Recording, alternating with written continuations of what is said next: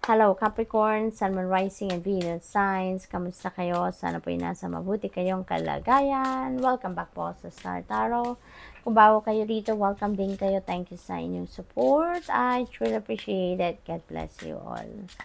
Po na mensahe ni Capricorn, okay, yan. So may approval na kayo, no? Maaring matatanggap nyo na to, na okay na to. Green light na siguro itong hinihintay ninyo sa trabaho, or posibleng meron kayong iniisip, plano, at maaring you're asking for advice or asking for enlightenment or confirmation from the divine, and maybe this okay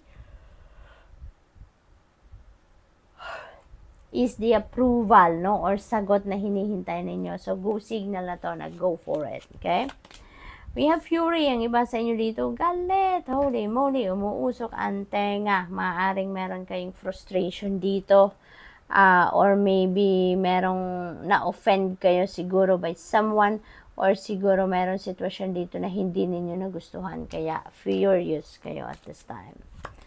We have Marionette. Yan. Siguro ang iba sa inyo sunod-sunuran.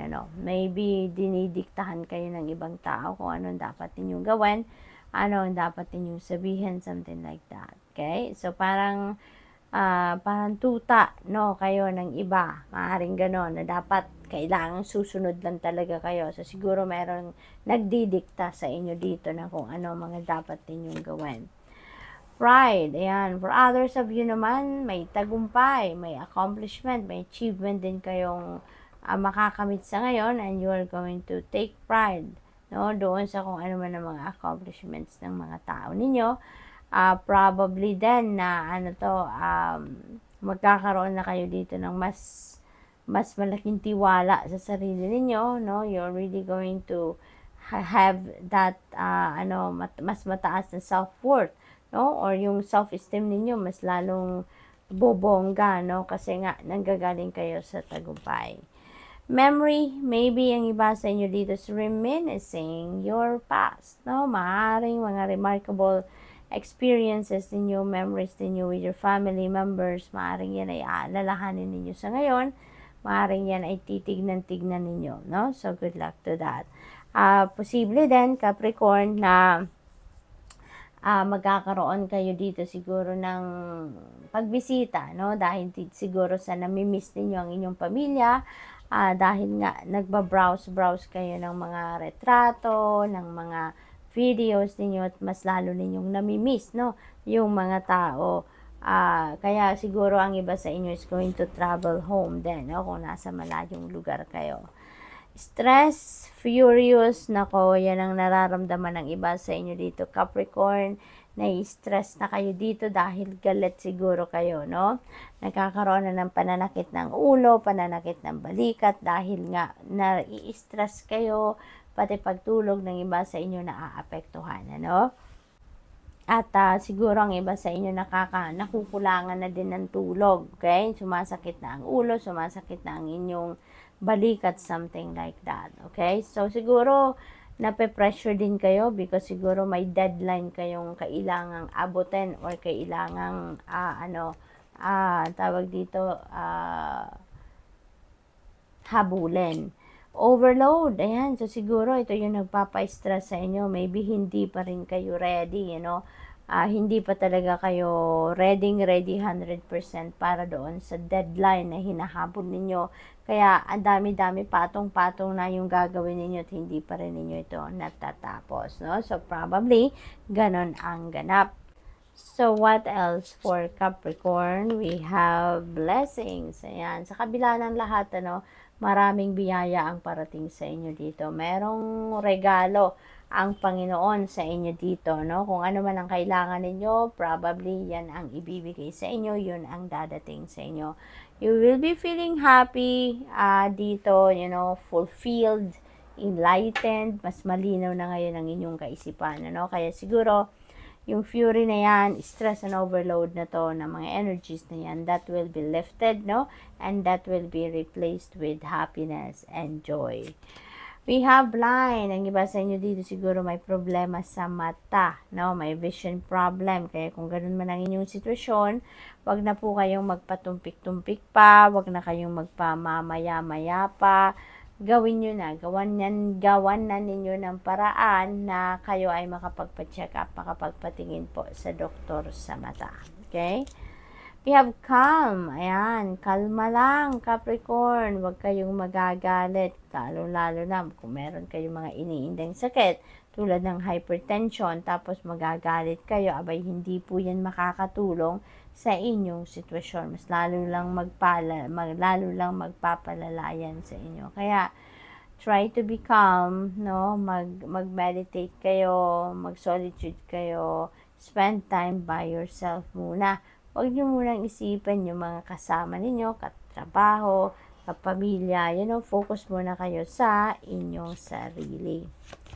We have withdrawal. Ayan. So, this is good, no? Kasi maglalakas ng loob na siguro ang iba sa inyo dito na mag-withdraw na from your vices, no? Maaring merong paninigarilyong ginagawa ang iba sa inyo, siguro pag-iinom or kung ano pa man, sugal, no? Maaring mga ganon ang ganap, but maybe ngayon you're going to decide to withdraw from those vices. So, good luck. That's all I have for you for today. Thank you for watching. Love and light. Namaste. Hello Virgo, Sun, Moon, Rising, and Venus signs. Kamusta kayo? Sana po ay nasa mabuti kayong kalagayan.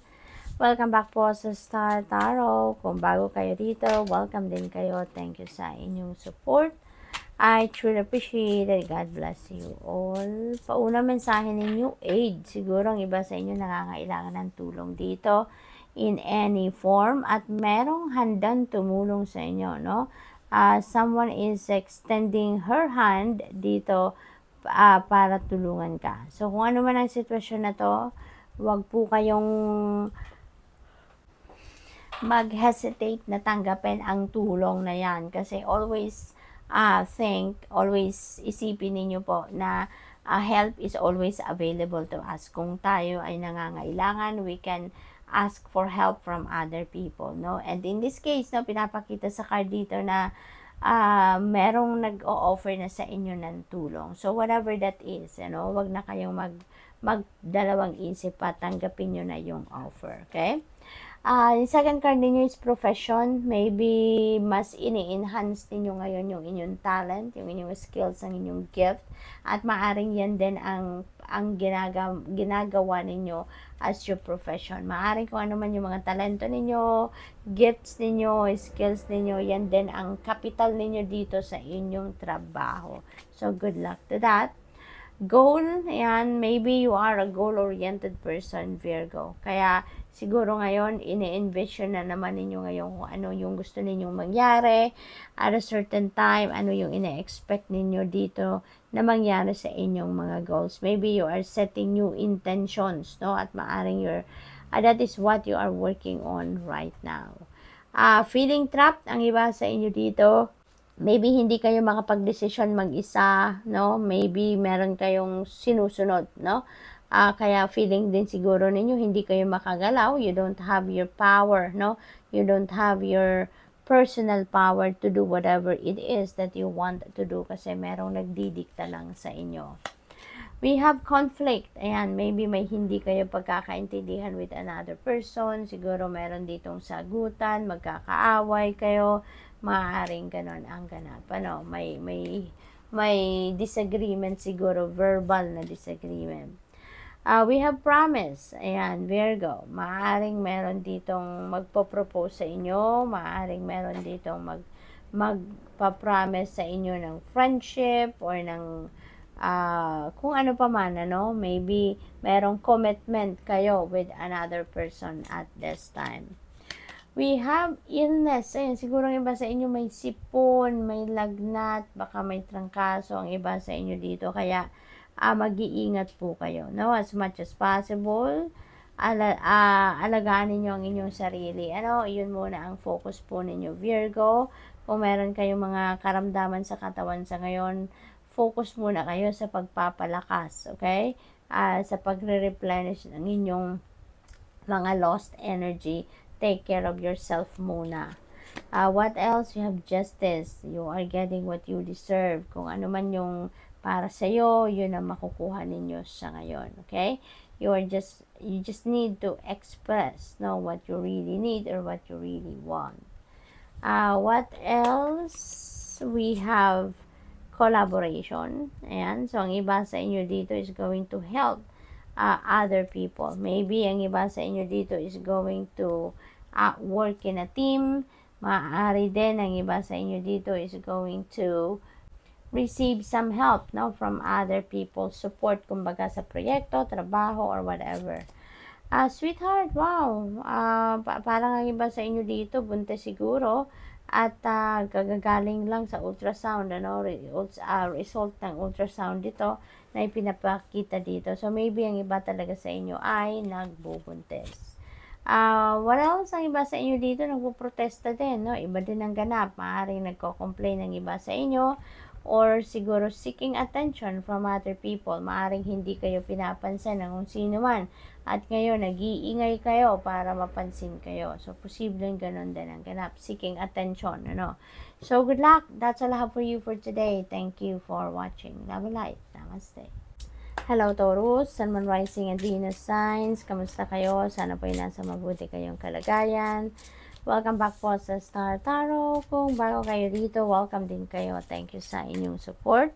I truly appreciate it. God bless you all.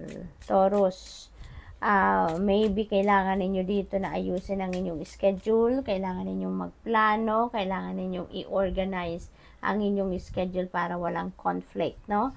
Time management is key ngayon para sa inyo kasi parang ang dami ninyong ginagawa. So, siguro may mga schedule kayo dito na nag-overlap, no? Live and learn. Maybe ang iba sa inyo is going back to school. Maybe you're also doing your own research, no? Or probably then, siguro ipapadala kayo ng trabaho ninyo sa trainings, sa personal development, training, sa mga workshops, maybe ganun ang ganap dito. What else? We have self-love. Yan, maganda, maganda. Kasi maiisip ninyo ngayon na it's also time, no, to do some kind of self-love naman. Kasi maaring puro lang kayo trabaho, puro kayo pag-aalaga din ng mga tao sa paligid niyo, pero yung sarili ninyo maaring nanineglect na ninyo. Kaya ngayon, you are going to focus on self-love, no? Self-care. What else? Aid. Ayan. So, huwag kayong mahiyang magtanggap, no, ng tulong kasi merong mag-i-initiate dito ng tulong sa inyo, tutulungan kayo, magsusupport sa inyo, mag-express din ng kanyang kindness and compassion sa inyo. Kaya, receive it, no? Receive it, Taurus. Maaring hindi nyo naman to hiningi, pero may dumating, diba? So, receive it. Habang merong nagpapakita ng concern sa inyo, 'di ba? Kahit anumang klaseng tulong ang kailangan ninyo dito, no? Maganda rin na matuto din tayong tumanggap ng tulong, lalong-lalo na kung meron nang nag-o-offer. We have illness. Ang iba sa inyo, Toro, siguro may sakit, may sipon, may ubo, baka may trangkaso, something like that, no? Kaya mag-iingat kayo, take care of yourself ka. Kaya magandang meron tayong self-love kasi you will be focusing ngayon on taking care of yourself. Okay? What else? We have eternal love. Napakaganda. Na-meet nyo na siguro ang inyong eternal love. Maaring ito din yung inyong soulmate, ito din yung inyong twin flame, at ngayon siguro magkasama na kayo, no, Taurus, na kung sino man itong eternal love ninyo. Daydream. Ayan, ang iba sa inyo visualizing, no, your plans, your goals, your dreams, yung mga pangarap ninyo para sa buhay ninyo in the future. Maaaring yan ang ina-envision ninyo sa ngayon.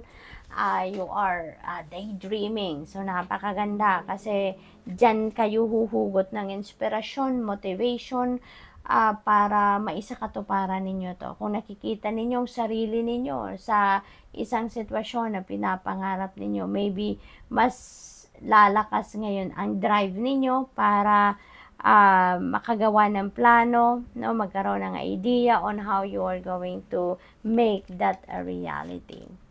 Memory, ang iba sa inyo siguro dito mag-isa ngayon, nalulungkot Kaya siguro nagbabrowse-browse kayo ng inyong phone, ng inyong album at tinitignan-tignan ninyo yung mga photos ninyo or videos ninyo na kasama ang inyong mga mahal sa buhay. Siguro namimiss ninyo, no, ang inyong pamilya, mga mahal ninyo sa buhay, kaya probably ang iba uuwi, magta-travel kayo, travel home to visit your family, to visit your loved ones, no? So, posibleng may ganong ganap dito ang iba sa inyo para magkita-kita kayo. Maybe there will be reunion, no? Good news, may good news na parating sa inyo. This is really good. Yung mga balitang ito, that will excite you a lot, no? It might surprise you then. At could be also miraculous moments, miraculous events na mangyayari dito at napakamagandang sorpresa o regalo ito sa inyo ng universe. We have strategy, yan. So with the daydream energy, most likely talagang dahil sa pag-envision ninyo ngayon kung ano man yung plano ninyo o gusto ninyong mangyari sa buhay ninyo in the near future, ngayon nagpaplano kayo. You are making plans kung papaano ninyo yan maisa sa katuparan, kung papaano ninyo yan matutupad or papaano ninyo yan madadala sa inyong realidad. Evidence, ayan, siguro detective ang iba sa inyo dito, or siguro naghahanap kayo ng proof dito para mapatunayan siguro ang inyong statement, naghahanap kayo ng ebidensya para na makasuporta doon sa kung ano siguro yung inyong sinasabi, ano. So, posibleng ganun ang ganap. So, good luck. That's all I have for you for today. Thank you for watching. Love and light. Namaste.